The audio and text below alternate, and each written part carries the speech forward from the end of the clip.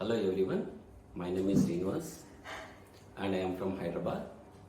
I have been teaching physics for the last 16 plus years in various organizations.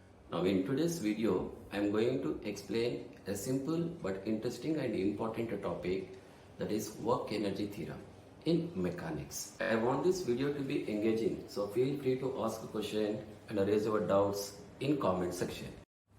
Now coming to work energy theorem. So this work energy theorem states that the net work done by all forces equals to the change in kinetic energy of a body. Remember, the net work done, that means the total work done by all forces. All forces means we are supposed to identify what are the different forces which comes into play in a particular problem.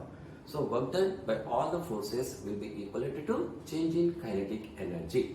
So mathematically we can write this statement in the form of work done will be equivalent to the change in kinetic energy, or we can also write work done by all forces.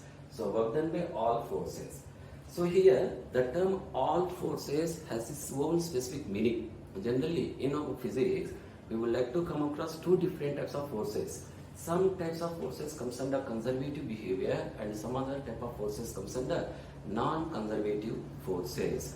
Like if you are dealing with gravitational forces or if you are dealing with electrostatic forces, these type of forces comes under the category of conservative behavior. Whereas whenever we are dealing with resistive forces, force of friction, viscosity, etc., that type of forces will come under the category of non-conservative forces. So while applying this work energy theorem, we are supposed to identify what are the different forces present in a particular situation. So based on that fact, the statement can also be written like this, like work done by conservative forces plus work done by non-conservative forces will be equal to the change in kinetic energy. The change in kinetic energy can also be written as half mv square, that is final kinetic energy, minus half mu square, that is initial kinetic energy. Okay, in a simple manner, the work energy theorem will be given by W is equals to F into S. F refers to force and S refers to displacement. F into S will be equivalent to half m into V square minus U square. This is what we call it as work energy theorem. So before going to discuss some examples related to the work energy theorem, I would like to mention some advantages of this theorem. So see, specifically in physics we will come across different theorems like law of conservation of mechanical energy, law of conservation of angular momentum, law of conservation of linear momentum, and apart from that here we have work energy theorem. So in order to understand work energy theorem properly, in a proper manner, we need to know what are the different situations where we can apply this theorem in the easiest manner. Okay, so that means what we can call it as the advantages of this particular theorem, advantages of work energy theorem over different mathematical methods in solving the problems related to mechanics. Not only mechanics, of course we can also apply this work energy theorem in electricity, magnetism, etc., etc. This is universal actually. Simply speaking, work energy theorem will be applicable to every part of physics. Okay, now see, in most of the physics problems, in most of the cases, we are supposed to use the vector notations, right? But while applying this work energy theorem, we need not to use any vector relations. So without application of the vectors, we can solve the problems. Okay, that is the first advantage. And secondly, if any problem is involving more complicated, like for the students, like spring problems are complicated, little bit complicated, pendulum related problems are also complicated, and moreover the bodies which are moving over the rough inclined plane or the bodies moving over a curvilinear path will be different. And apart from that, if any system is having variable forces, so these are the different situations where the student can feel little bit difficult in solving the problem. So here in all those particular situations, like the problem involving spring system, the problem involving simple pendulum, etc., and the problems involving block moving over the rough inclined plane, and a problem which is involving, in which a variable force will come into play. These are the different situations where we can apply this work energy theorem in an easiest manner. Okay, let's discuss a simple examples related to work energy theorem. Now look at the board. So there is an inclined plane ABC which is going to offer some frictional forces, that means a rough inclined plane over which a block of mass m is kept at rest at the top of the inclined plane. Now when this block is released from the top, then it starts sliding down over the rough inclined plane and starts moving in the downward direction. Now with the help of this work energy theorem, we need to calculate what was the velocity acquired by this block on reaching bottom of the rough inclined plane.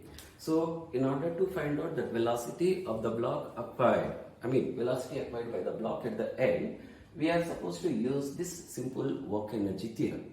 Now once again, coming back to the statement of work energy theorem, we know that work done by all forces is equals to change in kinetic energy. Okay, so in order to find out the velocity, we are going to apply this work energy theorem, and while applying the work energy theorem, we are supposed to find out what are the different forces which comes into the picture. Now look at any moment, assume that the block is located somewhere over here. Now the weight of the block always acts vertically in the downward direction, that will be equivalent to mg. And with respect to this theta is nothing but what? Angle made by this rough inclined plane with respect to horizontal.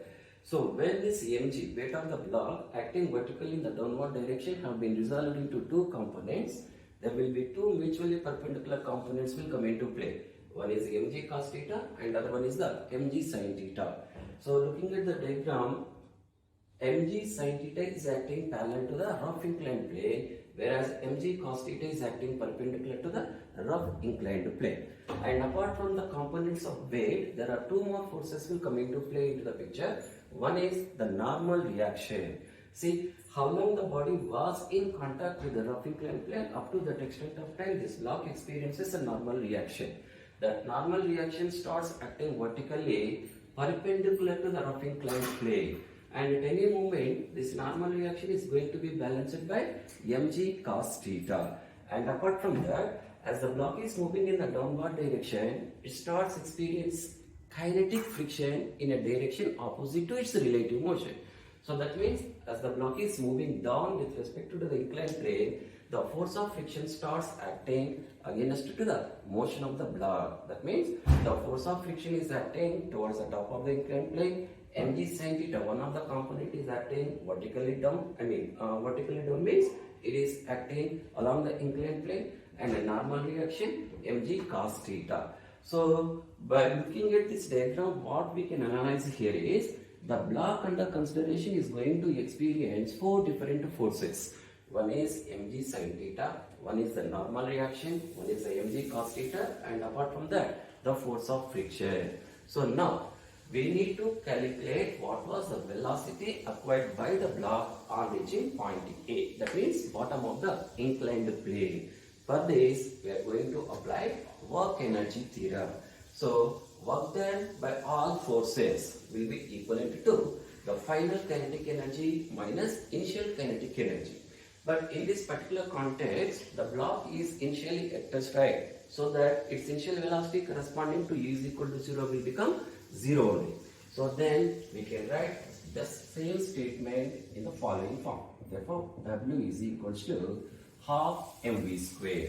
Now here we need to calculate what is the work done by all the forces. Okay. So now applying the same equation to this particular situation. Now here work done by weight, that means weight of the block, plus work done by normal reaction, plus work done by force of friction. All sum of all these work done will be equivalent to the change in kinetic energy means of mv square. Now work done by the weight, there are two components, right? So but mathematically work done by any force will be given as the dot product of force vector into displacement vector. So based on that, work done by weight will be written as, so here mg sin theta, one of the component of the wave, and assume that A to B, this total length of the inclined plane will be some L. So therefore, when the block starts moving from here to here, that means on reaching the bottom, the displacement of the block over the rough inclined plane will become equal to L, that is length of the inclined plane. Then we need to write mg sin theta, one of the component force into displacement plus normal reaction into displacement. But look at here, the block is moving down, right? Moving along the rough inclined plane, but normal reaction is acting perpendicular to the rough inclined plane. That means angle between normal reaction and displacement is 90 degrees. So in case of 90 degrees, that means if the force vector is perpendicular to displacement vector, the work done will be equal to 0. Therefore, here work done by the normal reaction useless to 0 plus work done by the friction, that will be given as force of friction into the displacement of the block, which will be equivalent to half mv square. So this is going to be mg sin theta into L plus. Now we need to find out what is force of friction. Now coming to the diagram once again, we know that the force of friction will be always equals to mu times L, where mu is nothing but coefficient of friction and specifically it will be kinetic friction. Why? Because the block is sliding over the rough inclined plane. Then F will be given by mu k times, in this diagram the normal reaction is going to be balanced by mg cos theta. So this will be mg cos theta. Then you can use this force of friction experienced by the block sliding over this rough inclined plane. So this will be mu k mg cos theta into the displacement L. But look at, in the same diagram, the block is moving down the inclined plane, whereas the force of friction is acting against to the displacement. That means with respect to force of friction, the angle will be 180 degrees. Both are in opposite direction. So as they are in the opposite direction, theta will become 180 degrees and work done by the force of friction on this block will be negative. So here we need to keep negative side, minus mu k mg cos theta into L is equals to half mv square. Now taking mg as common, I mean mgl. So this is sin theta minus mu k into cos theta, which is equals to half mv square. On both sides, mn will cancel. Then bringing this 2 to this side, we get 2gl into sin theta minus mu k cos theta is equals to v square. Finally, the velocity of the block on reaching bottom of the rough inclined plane will be given by under root of 2gl into sin theta minus mu k cos theta. So this is velocity of the block on reaching bottom of the rough inclined plane. Now look at here. So in what way we followed in deriving this particular equation is, so here we took different forces which are observed, which we will observe in the particular situation. Normal reaction mg sin theta, mg cos theta, and here. Okay.